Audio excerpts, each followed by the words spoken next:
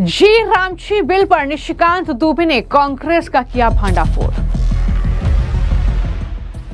निशिकांत दुबे बोले, मनरेगा भ्रष्टाचार का बिंदु 20 साल से पैसा खा कर मोटे हुए कांग्रेसी नेता। सबको पता है कि मनरेगा जो योजना है, जितने यहां सांसद बैठे हुए हैं, अपने दिल पर जो है हाथ रखकर बोलिए कि मनरेगा में भ्रष्टाचार है या नहीं। 50% कमीशन मनरेगा में है। लोकपाल जब बनेगा तो ये कांग्रेसी जो इतना मोटे हो गए खा के 14 साल से, वो सब पूरा खत्म हो जाएगा। निशिकांत दुबे ने पूछा, राष्ट्रपिता के नाम पर योजना कैसे हो सकती है। सत्य और अहिंसा की बात महात्मा गांधी ने की। राष्ट्रपिता महात्मा गांधी हैं। आर्टिकल 49 संविधान का यह कहता है कि महात्मा गांधी का नाम, राष्ट्रपति का नाम, उपराष्ट्रपति का नाम किसी भी योजना में नहीं हो सकता। अनुराग ठाकुर का मुंहतोड़ जवाब, राम नाम का विरोध कांग्रेस के मूल में शामिल। निशिकांत दुबे ने कांग्रेस पर दागे सवाल, पूछा, आपने कितनी बार गांधी जी की हत्या की। किस तरह की बात कर रहे हो? गांधी को मारने की बात कर रहे हो? गांधी को आपने कितनी बार मारा, कभी अंदाजा है आपको? मनरेगा की विदाई के साथ ही जी रामची की एंट्री हो गई है, लेकिन इस बिल पर संसद में संग्राम जारी है। मोदी सरकार ने ग्रामीण रोजगार व्यवस्था को नए सांचे में ढालने की दिशा में ये एक बड़ा कदम उठाया है, इस बिल को पेश किया है, लेकिन कांग्रेस समेत पूरा विपक्ष इस बिल का जबरदस्त विरोध कर रहा है।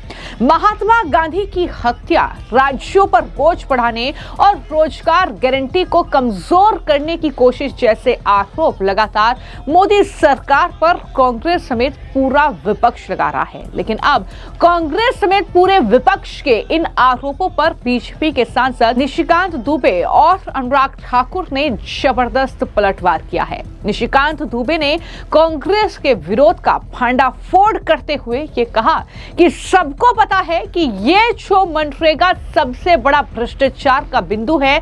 पिछले 20 साल से कांग्रेस नेता पैसा खा कर मोटे हो गए थे और महात्मा गांधी का नाम बदनाम कर रहे थे। क्या आपने कभी राष्ट्रपति या उपराष्ट्रपति के नाम पर कोई योजना देखी है? राष्ट्रपिता के नाम पर योजना कैसे हो सकती है? कांग्रेस घबराई हुई है क्योंकि वो महात्मा गांधी के नाम पर पैसा नहीं कमा पाएगी। क्या कहा निशिकांत दुबे ने, सुनिए। एक संविधान वो है जो डॉक्टर बाबा साहब अम्बेडकर ने बनाया, इसको बुरी आदत क्यों, जिसका आर्टिकल 49 है, और एक सेक्शन जो कल प्रेमचंद्रन जी ने 51A कहा था, जिसके कारण की मीसा का कानून आया, उसमें जो 2 नंबर है जो इंदिरा गांधी लेकर आई, स्पीकर महोदय, ये कांग्रेसियों की दिक्कत यह है कि मैं जैसे खड़ा होता हूं वैसे ही चिल्लाने लगते हैं। अब आप देखिए कि संविधान चिल्लाते इन्होंने पूरे देश को गुमराह किया, और मैं संविधान की बात कर रहा हूं तो ये बात कर रहे। संविधान में क्या लिखा हुआ है? 51A जो इमरजेंसी लगाकर मीसा का कानून इंदिरा जी लेकर आए, उन्होंने ये लिखा, बी नंबर बहुत महत्वपूर्ण है sir, to cherish and follow the noble ideas which inspired our national struggle for freedom. किसने किया? सत्य और अहिंसा की बात महात्मा गांधी ने की। राष्ट्रपिता महात्मा गांधी हैं। आर्टिकल 49 संविधान का यह कहता है कि महात्मा गांधी का नाम, राष्ट्रपति का नाम, उपराष्ट्रपति का नाम किसी भी योजना में नहीं हो सकता है। कांग्रेस ने केवल भ्रष्टाचार के लिए, केवल पैसा कमाने के लिए, बैंड बाजा बारात को लेकर, सबको पता है कि मनरेगा जो योजना है, जितने यहां सांसद बैठे हुए हैं, अपने दिल पर जो है हाथ रखकर बोलिए कि मनरेगा में भ्रष्टाचार है या नहीं। 50% कमीशन मनरेगा में है, और ये किस लिए परेशान है? ये किस लिए परेशान है? क्योंकि हम जो बिल लेकर आए हैं, सभापति महोदय, हम माननीय मंत्री जी को धन्यवाद देना चाहेंगे। इसका शेड्यूल इन्होंने नहीं पढ़ा। पहला शेड्यूल यह है कि लोकपाल प्रत्येक जिले में बनाया जाएगा। लोकपाल जब बनेगा तो ये कांग्रेसी जो इतना मोटे हो गए खा के 14 साल से, वो सब पूरा खत्म हो जाएगा। दूसरा उन्होंने कहा है, दूसरा जो सबसे बड़ा सवाल है सब मिट्टी का काम होता है मनरेगा में, और मिट्टी की मापी 2 महीने बाद, 3 महीने बाद, बारिश के बाद, जब बारिश का पूरा पानी खत्म हो जाता है तब मिट्टी की मापी होती है। सबसे बड़ा भ्रष्टाचार मनरेगा का ये है। इस कानून में मंत्री जी लेकर आए हैं कि 3 दिन के अंदर मापी होगी, यदि 3 दिन के अंदर मापी नहीं होगी तो उसका पैसा पेमेंट नहीं होगा। सिर्फ इतना ही नहीं, संसद में इस बिल पर चर्चा के दौरान भी बीजेपी के सांसद निशिकांत दुबे ने चिदंबरम के आरोपों का जवाब देते हुए कांग्रेस पर कई सवाल दागे। उन्होंने कहा कि क्या आपको एहसास भी है कि आपने कितनी बार गांधी जी की हत्या की है? आपने गांधी जी की हत्या तब की जब आपने कश्मीर का विभाजन किया, आपने तिब्बत देख लिया, शाहबानों के साथ अन्याय किया और गोवध के विरोध में प्रदर्शन कर रहे साधुओं की हत्या की। यह भी भांडाफोड़ एक तरीके से कांग्रेस पार्टी का किया। क्या कहा निशिकांत दुबे ने कांग्रेस को बेनकाब करते हुए, सुनिए। किस तरह की बात कर रहे हो? गांधी को मारने की बात कर रहे हो? गांधी को आपने कितनी बार मारा, कभी अंदाजा है आपको? भारत और पाकिस्तान का बंटवारा हो गया, क्या गांधी उस दिन नहीं मरे? तिब्बत आपने जो है चीन को दे दिया, क्या आपने उस दिन गांधी को नहीं मारा? क्या आपने कश्मीर का 2 टुकड़ा कर दिया, क्या उस दिन आपने गांधी को नहीं मारा? हिंदू मैरिज एक्ट बना दिया, क्या उस दिन आपने गांधी को नहीं मारा? गरीबी हटाओ का नारा बना के गरीबों को जो है और गरीब बना दिया, क्या उस दिन गांधी को नहीं मारा? शाहबानों के केस में आप मुस्लिम महिलाओं के हक को खत्म कर दिए, क्या उस दिन आपने गांधी को नहीं मारा? गांधी जी, क्या गौ हत्या के कारण आपने साधुओं पर यहां गोली चला दी, क्या उस दिन आपने गांधी को नहीं मारा? रोज गांधी को मारते हो। और आज जो है, आज यदि हम भ्रष्टाचार खत्म करने की बात कर रहे हैं तो एक कहावत है सर, मैं 2 मिनट में केवल खत्म करूंगा। 2 कहावत है हमारे यहाँ, चोर चोरी से जाए, तुम्बा फेरी से नहीं जाए, और उल्टा चोर कोतवाल को डांटे। ये भ्रष्टाचार करने वाली कांग्रेस यदि भारतीय जनता पार्टी में मोदी जी के नेतृत्व में यदि शिवराज सिंह चौहान जी ये बिल लेकर आए हैं तो ये भ्रष्टाचार को बढ़ावा देने के लिए कर रहे हैं। संस्कृत का एक श्लोक है, केवल वो कहते मैं खत्म करूंगा, आपदा मा पतंती नाम हितो अप्यायाति हेतुताम मातृजंगा ही वत्स्य अस्तंभवती बंधने। मोदी जी इस देश को न खाएंगे न खाने दे के रास्ते पर ले जा रहे हैं। आपदा है, आप चोरी कर रहे हैं, चोरी की ये योजना है और इस चोरी को हम खत्म करेंगे और इस देश को बचाएंगे, विकास का काम करेंगे। इस योजना के लिए हम धन्यवाद देते हैं, इस बिल का हम समर्थन करते हैं। जय हिंद, जय भारत। तो निशिकांत दुबे ने जमकर कांग्रेस पार्टी पर प्रहार किया और ये कहा कि 50% कमीशन मनरेगा में है, लोकपाल हर एक जिले में बनाया जाएगा। लोकपाल जब बनाया जाएगा तो कांग्रेसी जो खाकर मोटे हो गए हैं वो खत्म हो जाएगा। मिट्टी की 3 दिन के अंदर मापी होगी और अगर ऐसा नहीं होगा तो पेमेंट नहीं मिलेगा। ये तमाम बातें निशिकांत दुबे के जरिए कही गई है। तो हम लगातार ये देख रहे हैं कि जी रामजी बिल जब से केंद्रीय कृषि मंत्री शिवराज सिंह चौहान ने संसद में पेश किया है, लोकसभा में पेश हुआ है, उसके बाद से लगातार इस बिल को लेकर चर्चा और हंगामा साथ साथ चल रहे हैं। देर रात भी संसद में लंबी चौड़ी बहस इस मामले को लेकर हुई है और वहीं पर इस बहस के दौरान बीजेपी के सांसद अनुराग ठाकुर ने प्रधानमंत्री को बधाई देते हुए इस बिल पर कांग्रेस पार्टी पर हमला बोला। उन्होंने कहा कि विपक्ष ये सवाल उठा रहा है कि योजना का नाम बदला गया है, लेकिन बीजेपी नामदार नहीं कामदार है और काम करने में विश्वास रखती है। राम नाम का विरोध तो कांग्रेस पार्टी के मूल में ही है। उन्होंने यह भी कहा कि रोजगार गारंटी से जुड़ी योजनाएं 1980 से चल रही हैं।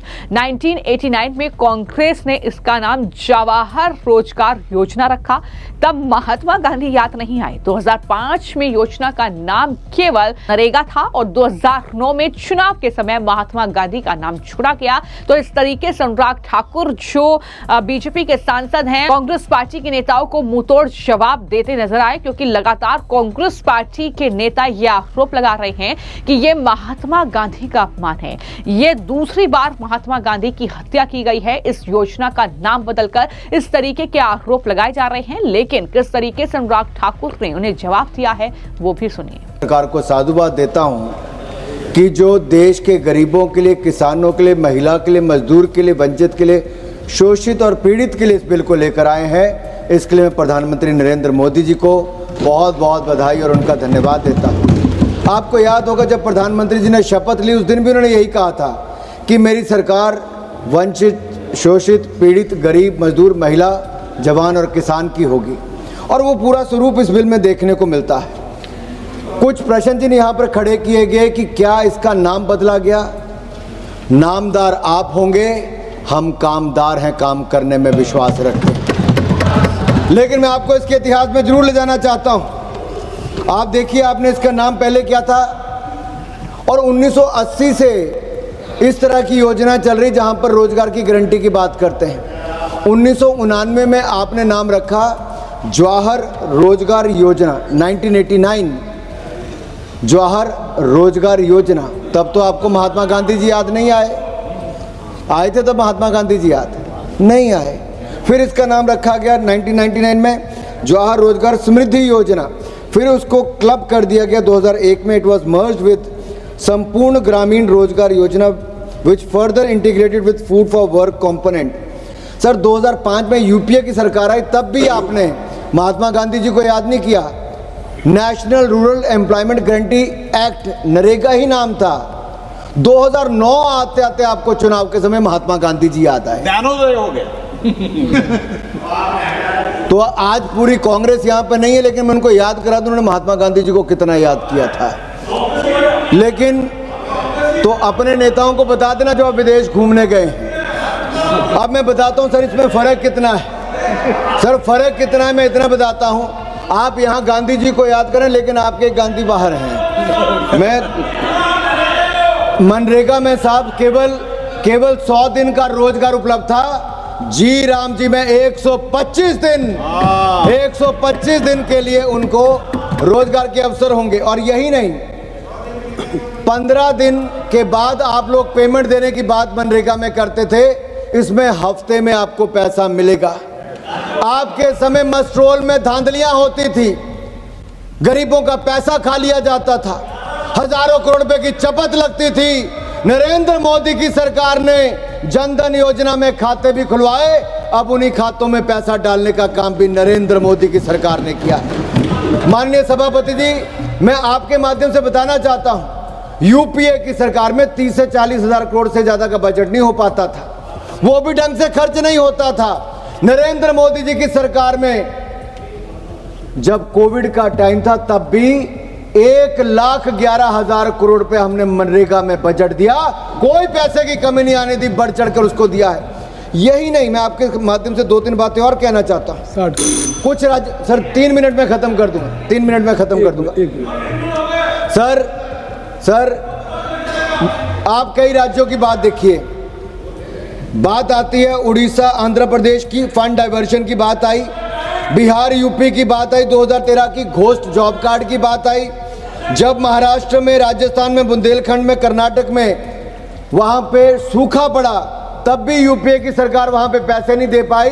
लेकिन कोविड के टाइम पे मोदी सरकार ने बजट से ज्यादा पैसा दिया, कभी बजट में कमी नहीं आने दी। तो अनुराग ठाकुर ने यह साफ तौर पर कहा कि यूपीए सरकार के समय गरीबों का पैसा खा लिया जाता था, जबकि मोदी सरकार ने जनधन खातों के जरिए सीधे लाभार्थियों तक पैसा पहुंचाया है। उन्होंने यह भी बताया कि कोविड काल में मोदी सरकार ने मनरेगा के लिए 1.11 लाख करोड़ रुपए का बजट दिया, जबकि यूपीए सरकार के समय बजट 30 से 40 हजार करोड़ रुपए से ज्यादा नहीं हो पाता था, और यह भी ठीक से खर्च नहीं हो पाता था। यानी मनरेगा में कांग्रेस पार्टी ने बड़ा भ्रष्टाचार किया। यह सीधा आरोप निशिकांत दुबे और अनुराग ठाकुर ने कांग्रेस पार्टी पर लगाया। लेकिन आज वो महात्मा गांधी को याद कर रहे हैं सिर्फ अपने राजनीतिक रोटियां सेकने के लिए। यह भी सीधा आरोप उनके जरिए लगाया गया, और इस तरीके से उन्होंने कहीं ना कहीं कांग्रेस पार्टी को बेनकाब करने का काम किया।